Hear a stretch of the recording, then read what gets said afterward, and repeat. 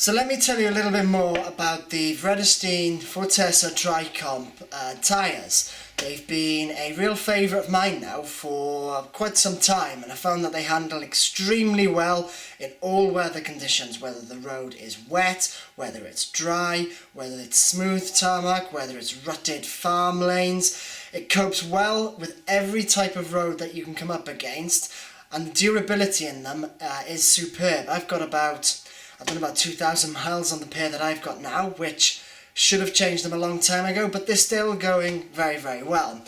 So I want to take a closer look at what makes these tyres so good and makes them what they are. Now you can see them, they're in the packaging here behind me.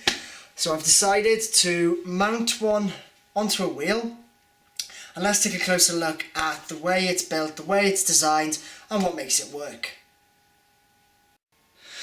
Now, one of the best things about these tyres is the way that they've laid out the rubber on it. They've used different rubber compounds in different parts of the tyres to achieve different things. Now, if you look here, you can see the tread going up the middle there, which is the point that is in contact with the ground the most.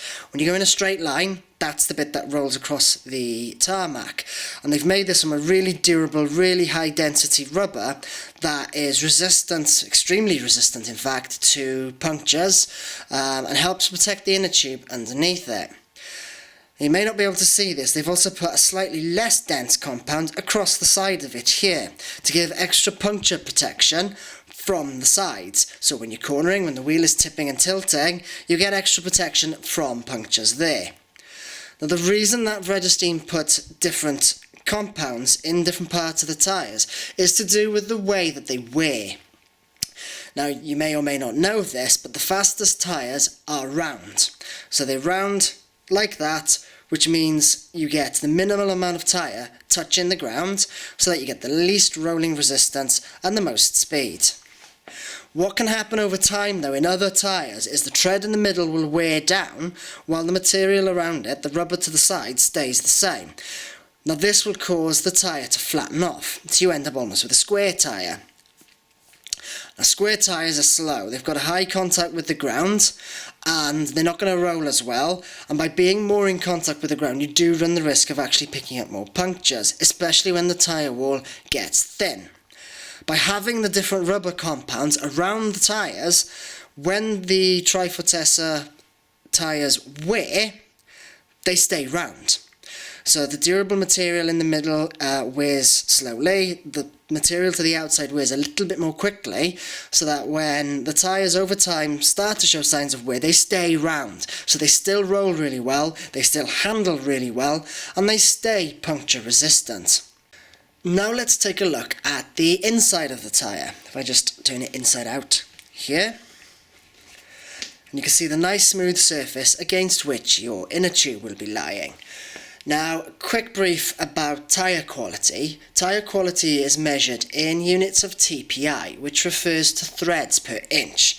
Tyres can be anywhere from about 20 TPI all the way up to 300 TPI.